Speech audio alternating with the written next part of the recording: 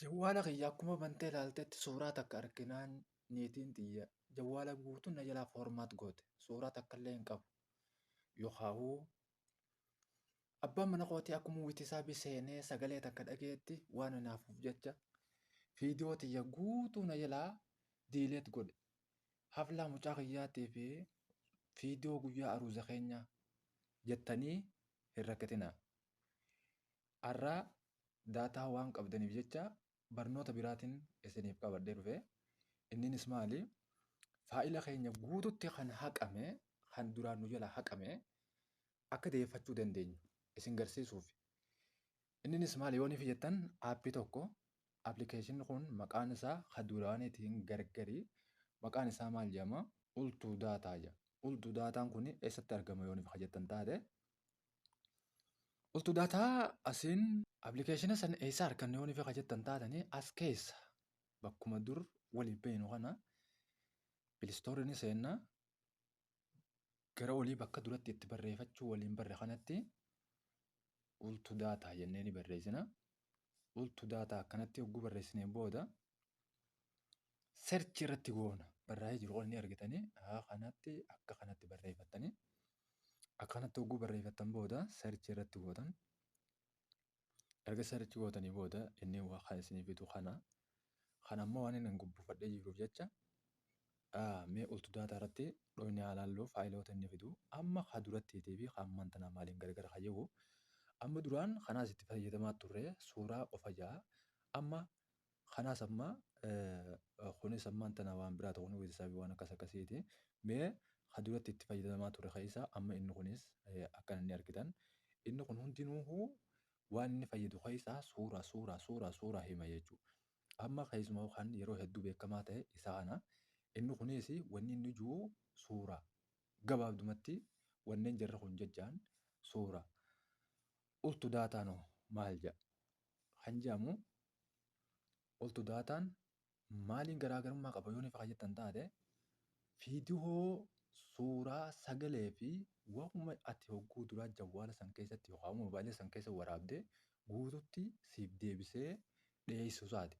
Irratti dhoofna. Ana ammaa gabbuufadheen itti fayyadamaa jiru waan hin ta'e jecha open jedheen seenaa. Open jedhee haa seenu.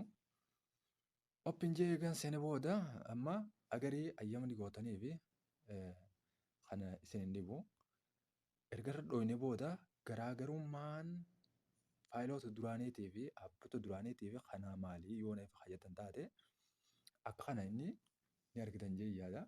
Waan garaagaraa hammatee jira. Hammannaan isaatiis fakkeenyaaf gara gubbaatti footos. Amma footoo duraan badde yoo niif asirratti gad dhoofne footoo duraan haqxee jirtu kan dogoggoraan si jalaa haqame kanatti haqxee guututti kan asitti siif deebisu. Amma kun viidiyoo yuutuubiidhaati. Kun ammoo viidiyoo yuutuubiidhaati. Sawwarraa yuutuubiitu beeka. Asirrattis amma faayiloota silaa hummaa faayila haqame kana ni beektan jeetii yaada. Suuraan ammoo tun ta'uu wayitisaa biraati. Tunis amma kun yoo niif as keessa dhooftan waan wayitisaa biidhaan hogguu duraa keessumaa kun faayila wayitisaa kun wayitisaa biraa waan haqame. Akkuma san wanni kun hundinuu waan garaagaraa qaba. Sagalee illee sagalee duraan remove taate guututti kan deebisu jechuudha.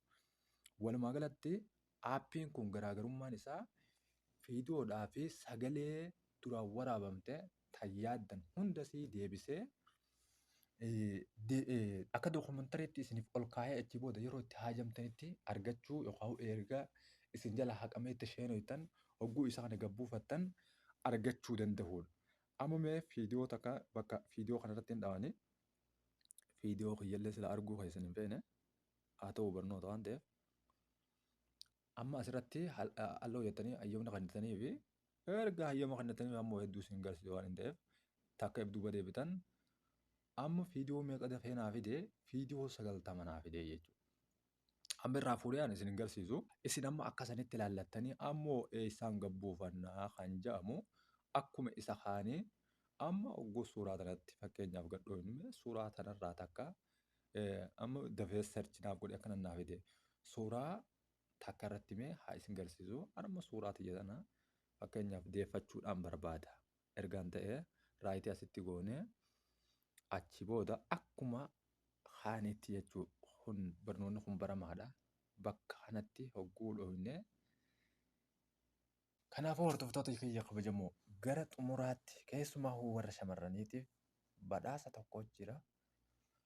Warreen laayik keessumaa sabiskiraayib warri godhee gara duuba viidiyoo kanaatti waa laalladha.